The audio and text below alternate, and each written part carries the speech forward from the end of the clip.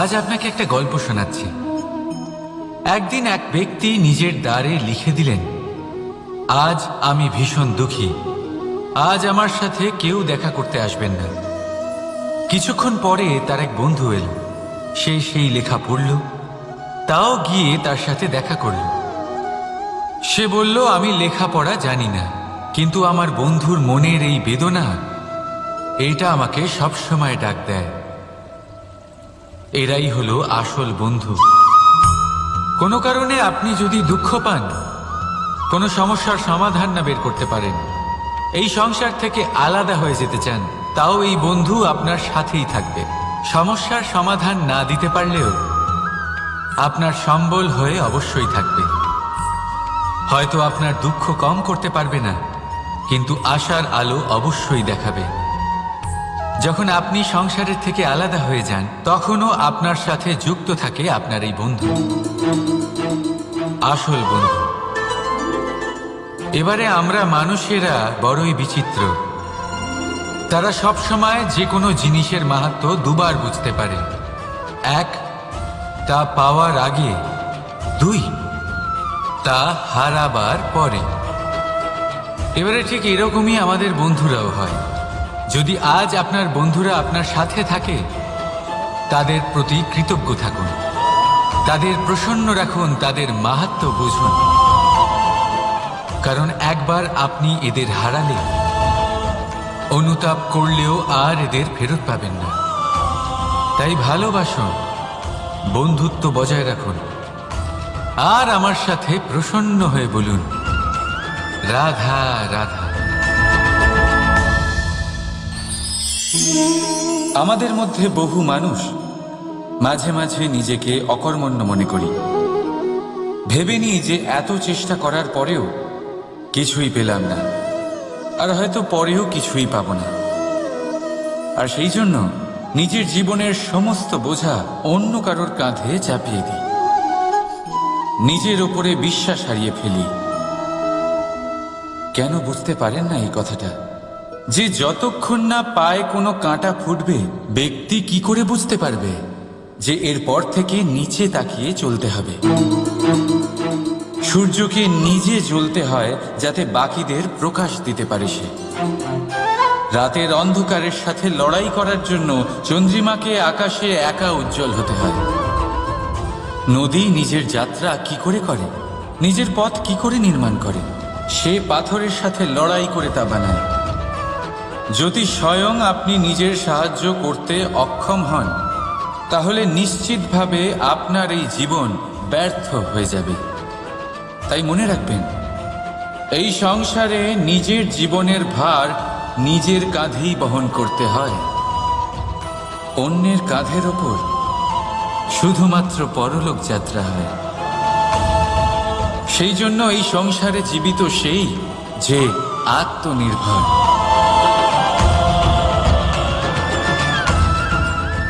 রাধা রাধা। সময়, কথায় বলে সময়ের পূর্বে কিছুই হয় না। প্রতিটা ঘটনার একটা সময় থাকে।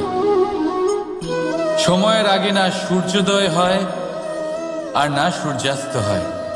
সময়ের পূর্বে গাছে না ফুল ফোটে না ফল ধরে।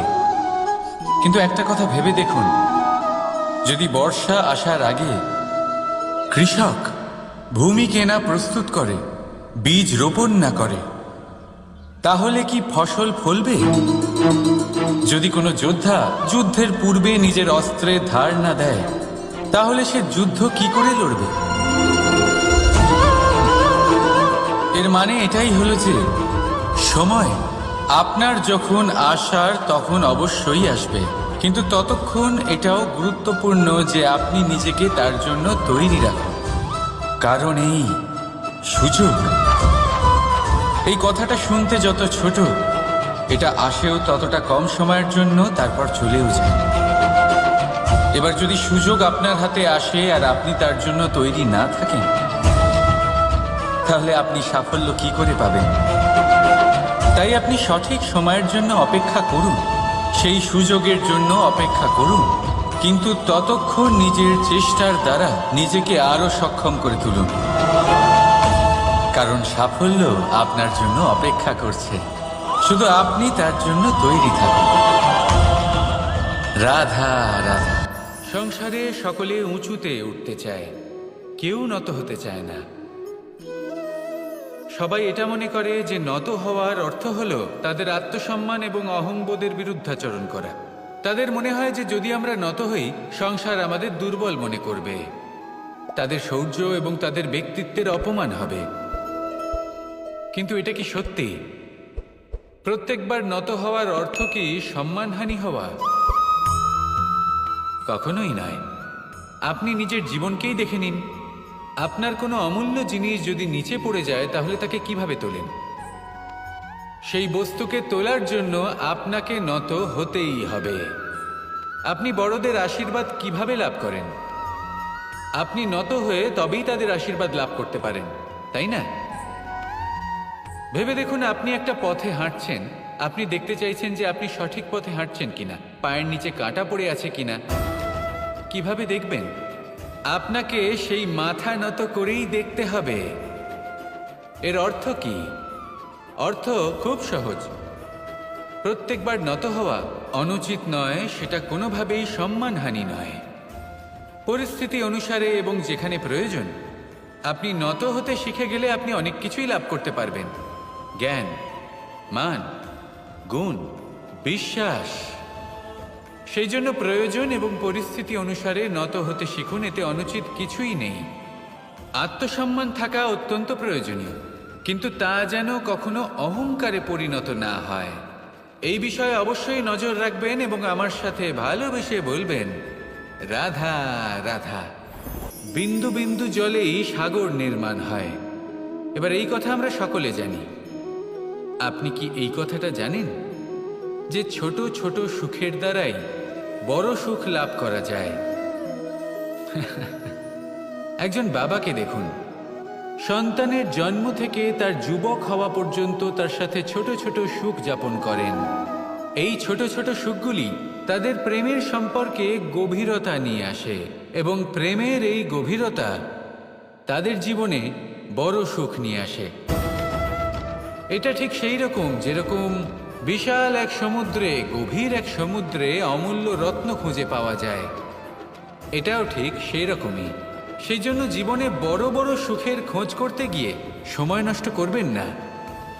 এই যে ছোট ছোট সুখ আছে, এগুলোকে যাপন করা শুরু করুন, এগুলোর আনন্দ লাভ করুন, এগুলো নিয়ে উৎসব পালন করুন। প্রেমের গভীরতা বুঝুন আর এই গভীর প্রেমে মন নিমজ্জিত করুন। তারপরে দেখুন এই মন আর এই জীবন সুপ্রসন্ন হয়ে বলবে, রাধা রাধা। এই সংসারে যখন সাফল্যের পথে আপনি অগ্রসর হবেন, তখন আপনার পরিশ্রম, একাগ্রতা, সাহসের সাথে সাথে সমাজের মানসিকতাও সহ্য করতে হবে। প্রত্যেক ব্যক্তি কিছু না কিছু ভাবেন, কিছু না কিছু বলেন। কিছু মানুষ এমন আছেন যারা ভাববেন যে আপনি কিছুই করতে পারবেন না। তারা আপনার নিন্দা করবেন, আর এই নিন্দার কথা ভেবেই আমরা ভয়ভীত হয়ে পড়ি। সেই কারণে নিজেদের আশা, নিজেদের বিশ্বাস হারিয়ে ফেলি। এবার যদি সেই নিন্দার ভয়ে আমরা লক্ষ্যচ্যুত হই, তাহলে সেটা অনুচিত। সেই জন্য জীবনে শুধু পরিশ্রম করতে থাকুন, সামনে এগোতে থাকুন। যেই দিন আপনি আপনার লক্ষ্য লাভ করবেন, সেই প্রত্যেক ব্যক্তি যারা নিন্দা করছিলেন তাদের দৃষ্টি আপনা থেকেই পাল্টে যাবে, ঠিক কিনা? এই সংসারকে যা প্রাণ চায় তাই বলতে দিন। যদি আপনি কারোর কথা শুনতে চান, তাহলে নিজের অন্তরের কথা শুনুন, সেটাই আপনাকে উচিত পথে নিয়ে যাবে। সামনে অগ্রসর হতে থাকুন, পরিশ্রম করুন। এমন একটা দিন আসবে যেদিন এই নিন্দুক ব্যক্তিরা আপনার লক্ষ্যপ্রাপ্তির উদাহরণ সবাইকে দেবে। আসুন আমার সাথে ভালোবেসে বলুন, রাধা রাধা। আমরা জীবনে চলতে চাই, সামনে এগোতে চাই, কিন্তু কখনো কখনো এমন হয় যে আমরা আমাদের লক্ষ্য দেখতেই পাই না। আমরা চিন্তিত হয়ে পড়ি, ব্যতীত হয়ে পড়ি, আমরা কিছু বুঝতেই পারি না। এই মন অশান্ত হয়ে যায়। কিন্তু যদি আপনি থেমে যান, তাহলে নিজের পথ এবং নিজের লক্ষ্য থেকে সরে যাবেন। সেই জন্য চলতে থাকুন, থামবেন না। যতদূর পারবেন চলতে থাকুন, যতদূর দৃষ্টি যাচ্ছে চলতে থাকুন। তারপরেই দেখবেন পরবর্তী পথ আপনা থেকেই আপনার সামনে আসবে। কারণ আপনার দৃষ্টির সীমা থাকতেই পারে, দৃষ্টিভঙ্গির সীমা নেই। আপনার পথের সীমারেখা থাকতেই পারে, কিন্তু সেই পথে চলার সাহসের সীমা নেই। সেই জন্য নিজেকে অসীমিত করে তুলুন। এই সীমারেখা আপনা থেকেই দূর হয়ে যাবে, লক্ষ্য নিজে থেকেই দেখতে পাবেন।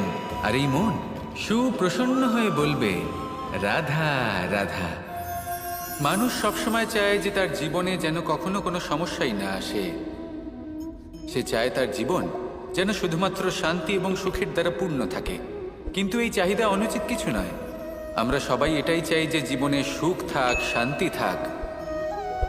কিন্তু এই কথা সবসময় মনে রাখবেন, যে সূর্য উদিত হন সংসারকে প্রকাশমান করেন, দুপুরবেলায় সংসারকে রৌদ্র প্রদান করেন, সন্ধেবেলায় তাকেও অস্ত যেতে হয়।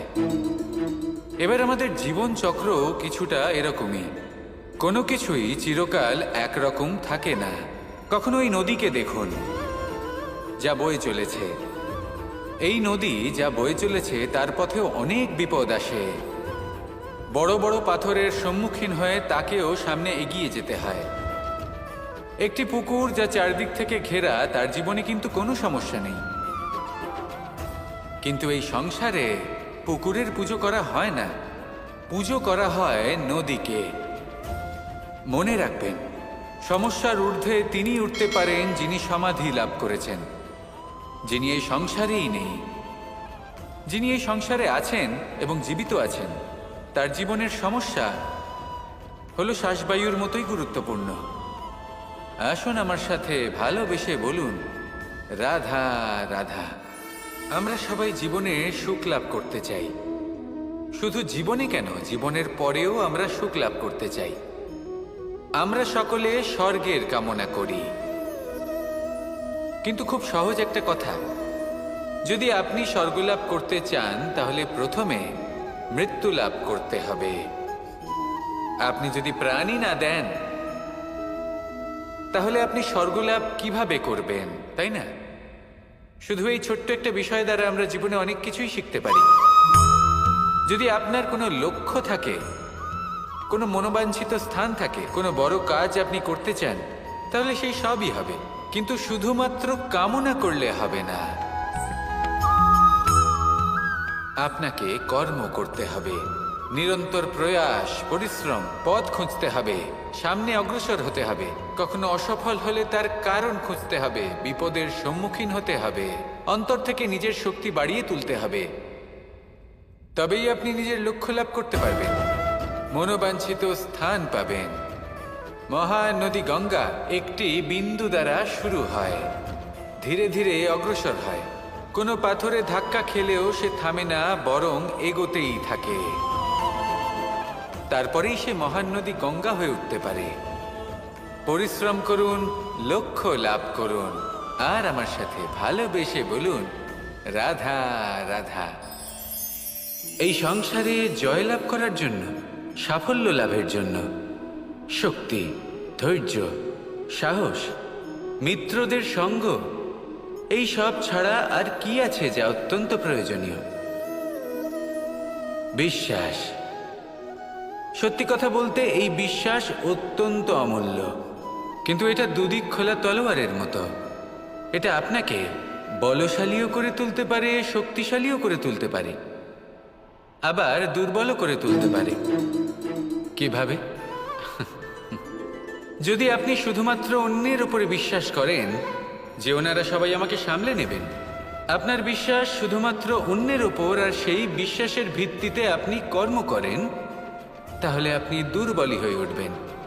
কিন্তু এই বিশ্বাস যদি আপনি নিজের উপর রাখেন যে যাই হয়ে যাক না কেন, আমি নিজেকে ঠিক সামলে নেব, আমি আমার পথ বানিয়ে নেব, সব বিপদের সম্মুখীন আমি নিজে হব এবং জীবনে সামনে এগোতে থাকব, তাহলে এই বিশ্বাস আপনাকে বলশালী করবে। এবার সিদ্ধান্ত আপনার যে আপনি কি চান। এই বিশ্বাস আপনাকে বলশালী করবে নাকি দুর্বল, ভেবে দেখুন, আর আমার সাথে ভালোবেসে বলুন, রাধা রাধা। কথায় আছে যে স্বপ্ন এবং লক্ষ্য হলো একটি মুদ্রারই দুটি দিক। যতক্ষণ না স্বপ্ন দেখছেন ততক্ষণ বুঝবেন কি করে আপনার লক্ষ্য কি। স্বপ্ন দেখে যদি নিজের লক্ষ্য বুঝতে পারেন, সেটা পেতে চান, তবেই সেটা লাভ করতে পারবেন। কিন্তু স্বপ্ন এবং লক্ষ্য এই দুইয়ের মধ্যে একটা ভারসাম্য রয়েছে, যেটা বজায় রাখা প্রয়োজনীয়। একে আমরা বলে থাকি পরিশ্রম। দেখুন, যদি আপনি স্বপ্ন দেখতে চান তাহলে পরিশ্রম ত্যাগ করে নিদ্রা লাভ প্রয়োজন। কিন্তু যদি আপনি লক্ষ্য লাভ করতে চান তাহলে আপনাকে নিদ্রা ত্যাগ করে পরিশ্রম করতে হবে। তাই আলস্য ত্যাগ করুন এবং সিদ্ধান্ত নিন যে আপনি কি চান।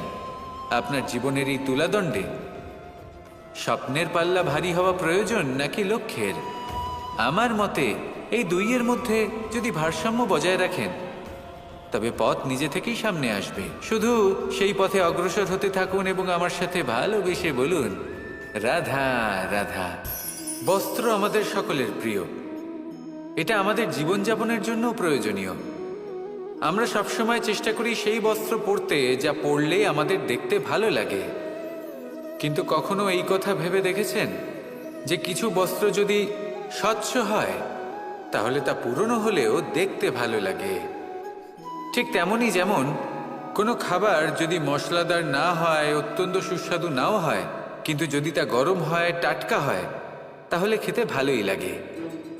ঠিক সেইভাবেই যদি কোনো ব্যক্তি সুন্দর নাও হয় কিন্তু তার কথা খুবই মধুর হয়, তাহলে সেই ব্যক্তি সকলের প্রিয় হয়।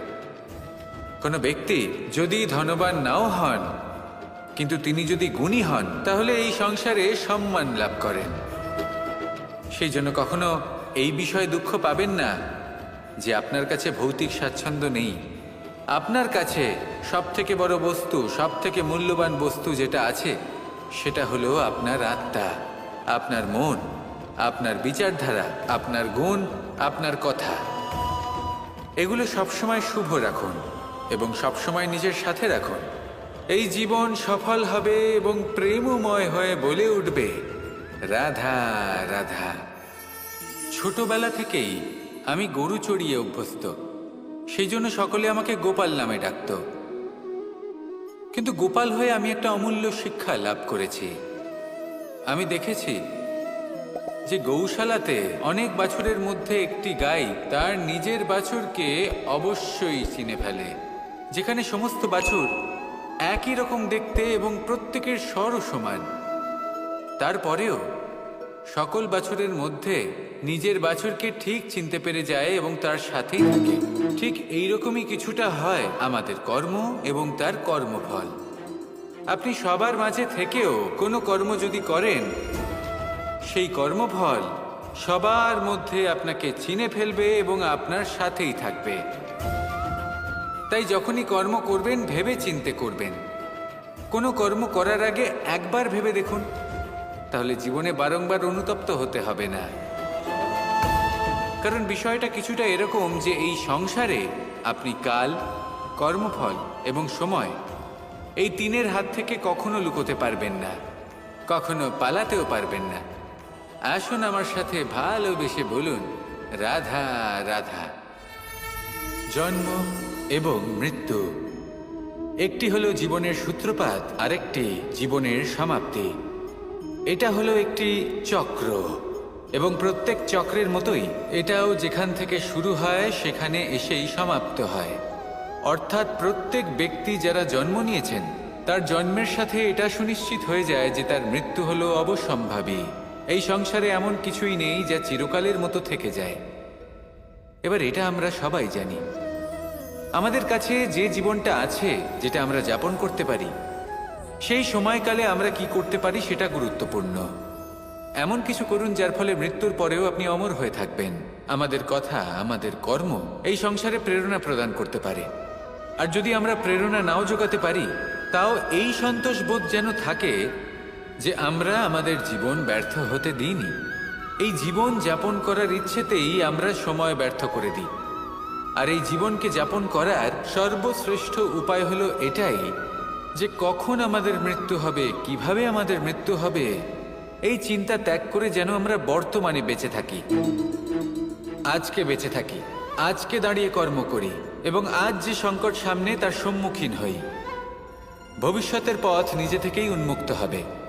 আপনার জীবনে অনেক বড় বড় বিপদরূপী পাথর আসবে। সেই পাথরগুলিকে এতটাই দুর্বল করে দিন যাতে সেই পথ আপনি অগ্রসর হওয়ার পরে আপনার পেছন পেছন যে সেই পথ দিয়ে আসবেন তিনিও যেন সহজেই পাথর চূর্ণ করে সামনে অগ্রসর হতে পারেন। মনে রাখবেন, আপনার প্রচেষ্টারও একটা মাহাত্ম্য আছে। যদি আপনি কোনো কেল্লার শিখরে পতাকা উত্তোলন নাও করতে পারেন, তাহলেও আপনার প্রচেষ্টার যে মাহাত্ম্য তা কখনো কমে যাবে না। সেই জন্য প্রচেষ্টা করতে থাকুন আর আমার সাথে ভালোবেসে বলুন, রাধা রাধা। মানুষের একটি সমস্যা আছে যে মানুষ সাফল্যকে মাপতে থাকেন, লক্ষ্যপ্রাপ্তিকে মাপতে থাকেন এবং তার তুলনা করতে থাকেন যে ও এত কিছু পেল আর আমি পেলাম না, ওর কাছে এত কিছু আছে কিন্তু আমার কাছে নেই। এই তুলনা করার জন্য ওনারা দুঃখী হয়ে পড়েন, নিরাশ হয়ে পড়েন। তাই আমি একটা প্রশ্ন করছি যে এটা কি উচিত? এই সংসারে আপনি কি নিয়ে তুলনা করবেন, যেখানে সূর্যদেব চন্দ্রমা দুজনেই আছেন, দুজনেই হলেন বিশেষ, দুজনেই নিজ নিজ সময়ে উদিত হন। এদের মধ্যে একজন না থাকলে তাহলে আমাদের জীবন কঠিন হয়ে পড়বে। ঠিক সেইভাবেই আপনি যদি একটা বড় রেখা অঙ্কন করেন তাহলে অন্য রেখাটি ছোট হয়ে পড়ে না, সে তেমনই থাকে যেমনটা সে ছিল। আপনার অস্তিত্ব কখনো ছোট বা বড় হতে পারে না। শুধু তুলনা করার জন্য আপনার এটা মনে হতে পারে। যদি আপনি যুদ্ধ করতে চান, আপনার তলোয়ারের প্রয়োজন পড়বে। যদি বস্ত্র তৈরি করতে চান, এত বড় তলোয়ার দিয়ে কিছুই হবে না, তখন প্রয়োজন পড়বে একটা ছোট্ট সূচের। তাই তুলনা করবেন না, না নিজেকে ছোট মনে করবেন, না অন্য কাউকে। সবার সাথে সহযোগিতা করুন, আর যদি তুলনা করতেই হয় নিজের সাথে করুন, যে কাল আমি কেমন ব্যক্তি ছিলাম, আজ কি তার থেকে শ্রেষ্ঠ হয়ে উঠতে পেরেছি। ভেবে দেখুন ভবিষ্যতে গিয়ে আপনি কতটা শ্রেষ্ঠ ব্যক্তি হতে পারেন।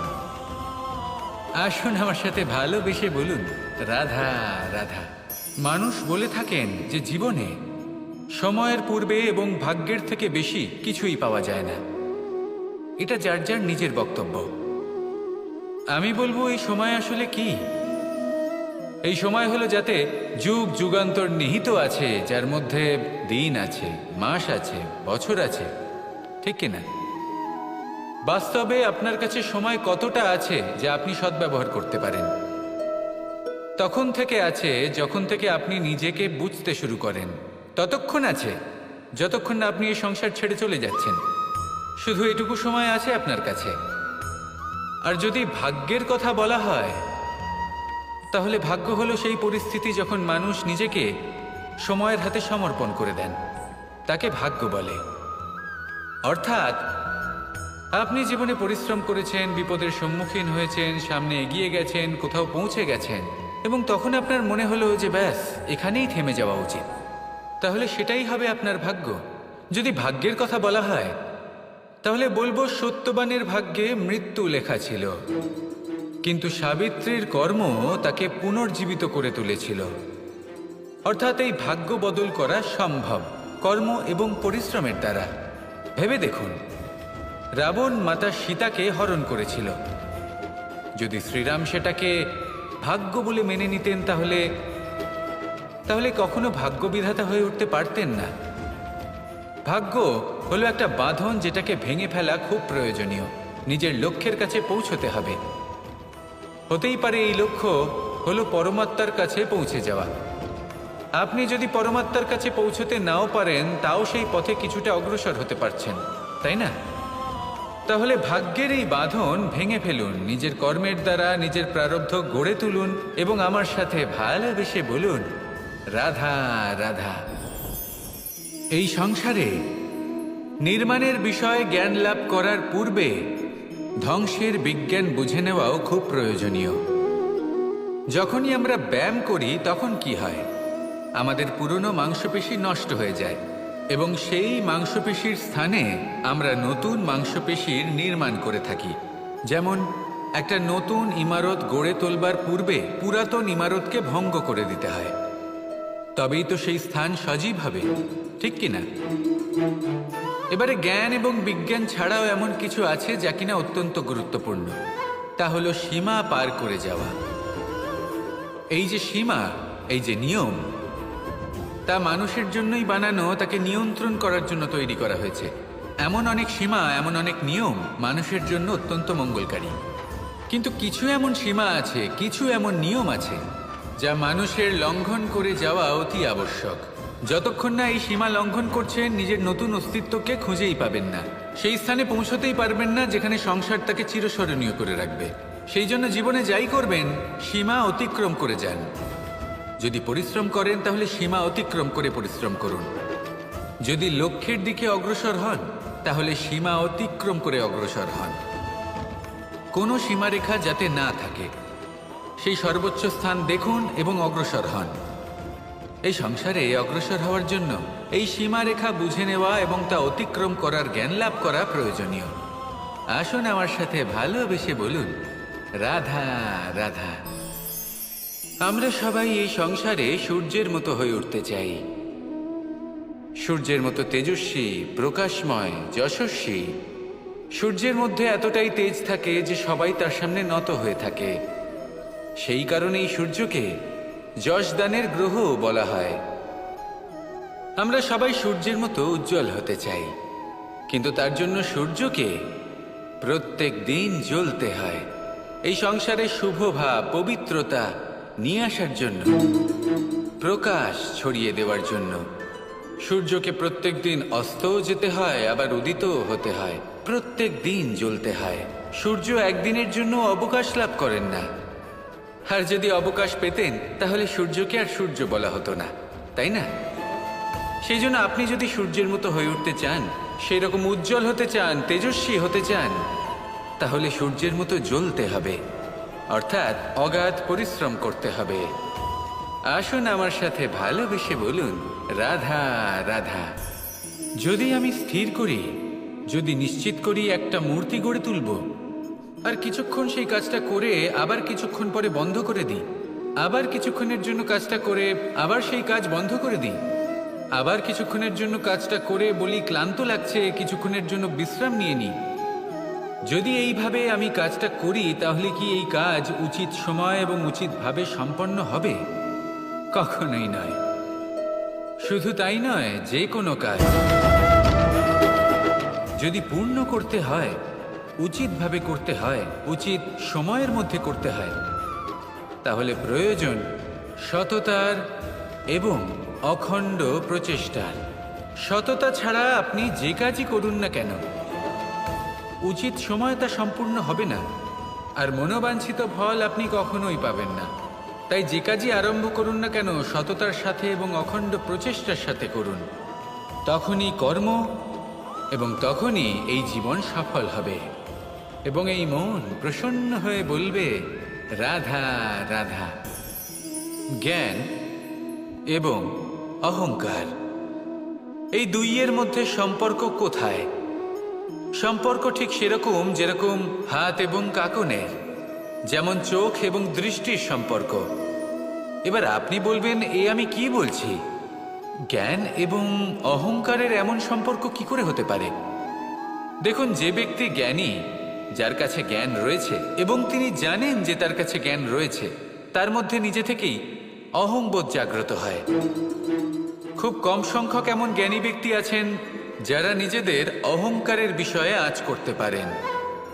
প্রকৃত জ্ঞানী হলেন তিনি, যিনি নিজের জ্ঞানের সদ্ব্যবহার করে অহংকারকে দূর করেন। উচিত সময় বুঝে যান, নিজের অন্তর যাচাই করে এই বিষয়টা দেখেন যে তার অন্তরে অহংবোধ জাগ্রত হচ্ছে এবং নিজেকে সেখানেই থামিয়ে দেন, যাতে অহংকারের পথে তিনি অগ্রসর না হয়ে যান। এই অহংকার কখন উচিত, কখন অনুচিত, কখন প্রয়োগ করা উচিত, উচিত নয়, কখন বাধা দেওয়া উচিত, এটা শেখা অত্যন্ত প্রয়োজনীয়। আর যদি এটা আপনি শিখতে পারেন, তাহলে আপনি একজন জ্ঞানীও হয়ে উঠবেন এবং সুখীও থাকবেন। তাই মনে রাখবেন, এই জ্ঞান নিয়ে কখনোই অহংকার করবেন না, বরং সবসময় নিজের অহংবোধের বিষয়ে প্রকৃত ধারণা রাখবেন। আসুন আমার সাথে ভালোবেসে বলুন, রাধা রাধা। এই সংসারে সব থেকে বেশি কঠোর এবং বলশালী ধাতু হল লৌহ, অর্থাৎ লোহা। হয়তো সেই জন্যই সকল অস্ত্র, সকল শস্ত্র, সকল বাহন যখনই এদের নির্মাণ হয় তখন সব থেকে বেশি ব্যবহার এই লোহাকে করা হয়। এবার এই লোহার একটা বিশেষ গুণ রয়েছে, সেটা এটাই যে লোহাকে আপনি অন্য কোনো ধাতু দিয়ে কাটতে পারবেন না। লোহা দ্বারাই লোহাকে কাটা সম্ভব। এবার এটা কিভাবে সম্ভব? যে লোহাকে কাটতে হবে তাকে গরম করা হয়, যে লোহা দ্বারা কাটতে হবে সেটাকে ঠান্ডা রাখতে হয়। অর্থাৎ ঠান্ডা লোহা দ্বারা গরম লোহা কাটা হয়। এবার এই যুক্তি, তার প্রয়োগ আমাদের জীবনেও করা যেতে পারে। যদি আপনার কাছে শক্তি থাকে, যদি আপনি বুদ্ধিমান হন, আর যদি আপনার মন স্থির হয়, শান্ত হয়, তাহলে এই সংসারকে আপনি বদলাতে পারবেন। কিন্তু যদি আপনি শক্তিশালী হন, বুদ্ধিমান হন, কিন্তু আপনার মন অস্থির হয়, আপনার মন স্থির না থাকে, কোথায় কোথায় আপনি রেগে যান, তাহলে আপনি কখনোই সংসার বদলাতে পারবেন না। যদি পরিস্থিতিকে নিজের মতো গড়ে নিতে হয়, তাহলে ধৈর্য, সংযম এবং স্থিরতার শীতলতাকে আপন করে নিতে হবে। আসুন আমার সাথে ভালোবেসে বলুন, রাধা রাধা। এই সংসারে সব থেকে বেশি কোমল বস্তু হলো রেশম। এই রেশম এতটাই কোমল হয় যে এর পুরো একটা থান শুধুমাত্র একটা হাতে ধরা সম্ভব। কখনো ভেবে দেখেছেন এই রেশম কিভাবে হয়? একটি কীট তার লালার দ্বারা উৎপন্ন হয়। এই কীট সেই রেশমকে পাক দিতে থাকে, পাক দিতেই থাকে, দিতেই থাকে, আর আস্তে আস্তে তার মধ্যেই জড়িয়ে পড়ে। শেষে ওর এই সুন্দর অমূল্য সৃষ্টি রেশমের এই সুতো, তার নির্মাণ কার্য পূর্ণ হয়। কিন্তু তাতেই ও নিজে বন্দী হয়ে যায়। নিজেরই মায়াজালের এই বন্দী গৃহে নিজেই ফেঁসে যায়। এবার এই সুতোকে ব্যবহারযোগ্য করে তোলার জন্য এই কীটগুলিকে এই কবচের সাথেই ফুটন্ত জলে ফেলে দেওয়া হয়। এই সংসারে যদি আমাদের স্বপ্ন এই সংসারের দুঃখ হরণ করার জন্য, এই সংসারে সুখ বিতরণ করার জন্য হয়, তবেই আমাদের প্রগতি সম্ভব। যদি আমাদের এই স্বপ্ন শুধুই আমাদের এবং আমাদের স্বার্থসিদ্ধির জন্য হয়, তাহলে এই স্বপ্ন আমাদের অন্ধ করে দেবে, আমাদের অন্ধকারের পথে নিয়ে যাবে, আর আমরাও সেই কীটের মতো হয়ে যাব। নিজেদেরই মায়াজালে আমরা নিজেই ফেঁসে যাব, আর শেষে আমরা যদি কিছু লাভ করি তা হবে একাকিত্ব, অন্ধকারময় মৃত্যু। তাই স্বপ্ন অবশ্যই দেখুন, কিন্তু এমনভাবে স্বপ্ন দেখবেন না যে তার এই বন্দিগৃহে আপনি নিজেই ফেঁসে গেলেন। স্বপ্ন দেখুন পরোপকারের, পরমার্থের, সবাইকে উদ্ধারের, অন্ধকারের নয়। তবেই কল্যাণ হবে, আর তবেই হৃদয় প্রসন্ন হয়ে বলবে, রাধা রাধা। নন্দ বাবাও খেলার ছলে খুব বড় বড় শিক্ষা দিতেন। অনেকদিন আগেকার কথা, বাবা আমার জন্য একটা মানচিত্র নিয়ে এলেন। এটা ছিল জম্বুদ্বীপের মানচিত্র, ঠিক যেন একটা ধাঁধা, যা টুকরো টুকরো করে বিভিন্ন দিকে ছড়ানো, যেগুলোকে আমায় জুড়তে হতো। ব্যাস শুধু এটুকুই ছিল আমার কাজ। আমি বারবার প্রচেষ্টা করলাম, কিন্তু বারবার অসফলই রয়ে গেলাম। বাবা এটা দেখলেন এবং হাসলেন। বাবা বললেন, একটা কাজ করো, এই প্রত্যেকটি অংশকে উল্টে রাখো। আমিও উল্টে রাখলাম। তারপরে দেখলাম প্রত্যেক অংশে মানুষের শরীরের কোনো না কোনো অংশ চিহ্নিত। কোথাও হাত আছে, পা আছে, কোথাও মুখ আছে। বাবা বললেন যে এবার এটা জুড়তে চেষ্টা করো। আমিও জুড়ে দিলাম। মানুষের মানচিত্র পূর্ণ হলো। এবার বাবা বললেন, এটা উল্টে রাখো, মানচিত্র পূর্ণ আকার ধারণ করেছে। আমি বললাম, ঠিক আছে। আমি উল্টে রাখলাম, দেখলাম জম্বুদ্বীপের মানচিত্র পূর্ণ হয়েছে। বাবা বললেন, যদি দেশকে সফল করে তুলতে চাও, শক্তিশালী করতে চাও, স্থির বানাতে চাও, তাহলে সবার আগে দেশবাসীকে একত্রিত করতে শেখো। সকল সৈন্যগণ যখন একজোট হয়ে দাঁড়াবে, তখন দেশের শক্তি আরও বেড়ে যাবে। শুধু তাই নয়, বাবা বললেন, যদি ভালোবাসার সাথে জড়িয়ে পড়ো, তাহলে পরমাত্মাও তোমার সামনে এসে দেখা দেবেন।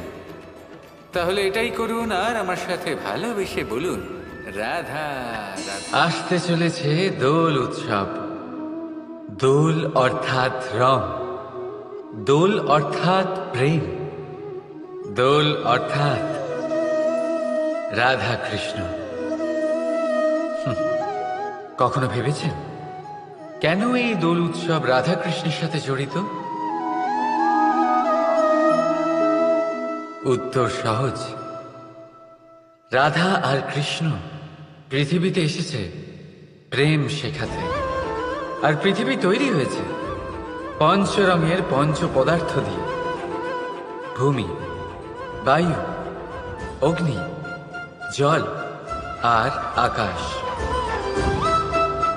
দোলের এই উৎসব না শুধুমাত্র রাধা আর কৃষ্ণের প্রেমের প্রতীক, বরং পৃথিবীতে এই পঞ্চ পদার্থের মিলনেরও প্রতীক।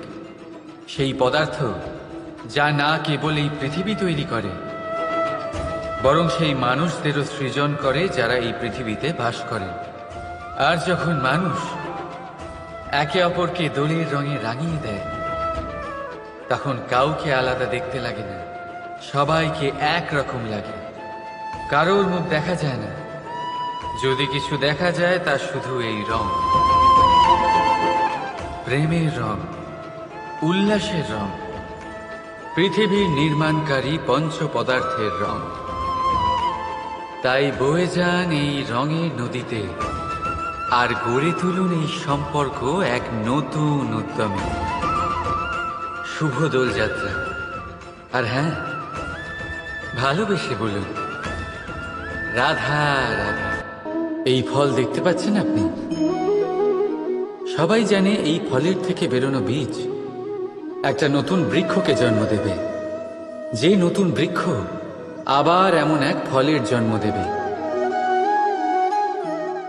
কিন্তু আপনি কি কখনো ভেবে দেখেছেন ফল আর বীজের সম্পর্ক এতই গভীর, অথচ বৃক্ষের মূল আর বৃক্ষের শাখার মধ্যে এত দূরত্ব কেন? কারণ দূরত্ব অতি আবশ্যক। যদি আপনি কাউকে নিজের কাছে চিরকালের জন্য রাখতে চান, তখন তাদের থেকে দূরত্ব কিছু সময় দরকারি।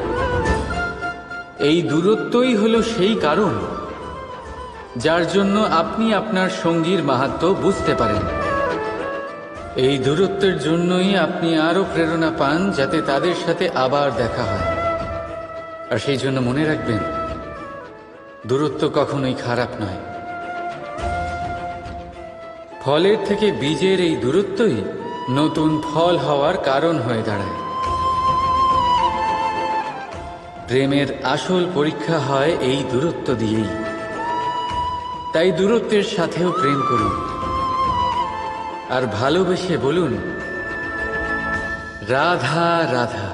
আকাশ থেকে ঝরে পড়া বৃষ্টির ফোঁটা বড়ই শীতল, মিষ্টি আর পবিত্র হয়, কিন্তু সবার ভাগ্য ভিন্ন ভিন্ন হয়। এবারে দেখুন, যদি কোনো ফোঁটা কলা পাতায় পড়ে তা শিশির হয়ে থেকে যায়,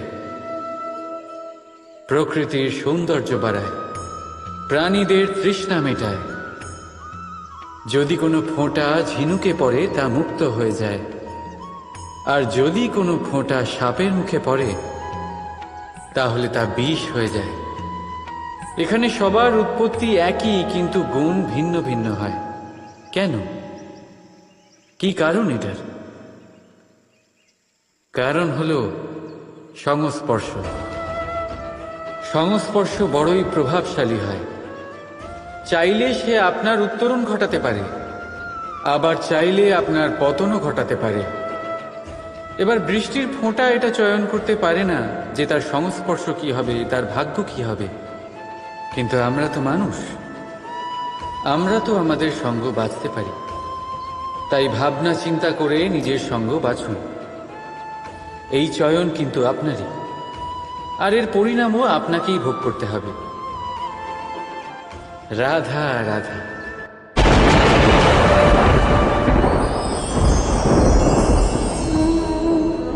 আমার সামনে রয়েছে গরুর দুধ, যা 2 দিন পর্যন্ত ভালো থাকে। যদি এই দুধ গরম করে জমানো হয় তাহলে তৈরি হয় দই, যা 3-4 দিন অবধি ভালো থাকে। যদি এই দইকে মন্থন করেন তৈরি হবে মাখন, যা অনেক সপ্তাহ ভালো থাকে। আর যদি এই মাখন ফোটানো হয় তাহলে তৈরি হয় ঘি, যা বহু বছর ভালো থাকে। মানেটা বুঝলেন? তাপ আর মন্থন। জীবনে যত পরীক্ষায় উত্তীর্ণ হতে পারবেন, যত কষ্টের তাপ সহ্য করতে পারবেন, যত মন্থনের বাধা পেরোতে পারবেন, ততই যশ, শক্তি আর সামর্থ্য বাড়তে থাকবে। তাই কর্ম করুন, কঠিন বাধার সম্মুখীন হন, আর মন্থন করে মন শুদ্ধ রাখুন। মন প্রসন্ন হয়ে বলবে, রাধা